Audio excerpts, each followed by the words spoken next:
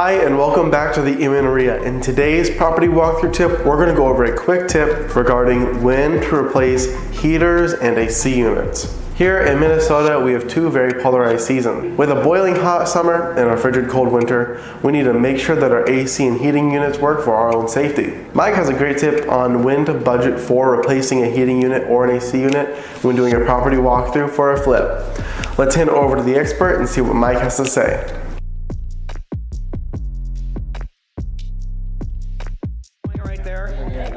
Okay, you guys wanna, he budgeted for because the furnace is in good shape, that's the newer furnace. Correct. There's a brand new water heater sitting down there, so obviously replace that, so he's got the new one sitting there.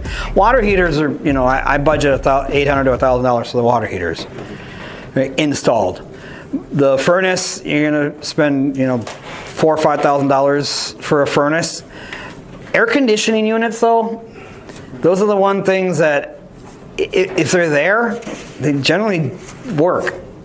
And it's not a thing that it has to look great. For some reason, the furnace, even if it's there and it's working, but it doesn't look great, that'll kill a deal if you don't replace it. But air conditioners don't tend to kill the deal if it's sitting there and it's old, so long as it's working. Now this summer, they need to be working because they have been working all summer long. Right.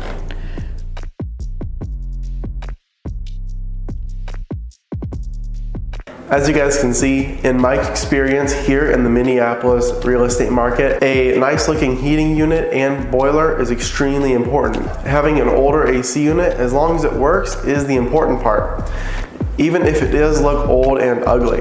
If you guys thought this tip was helpful, comment down below and share with someone who might need this information. We'll see you guys next time.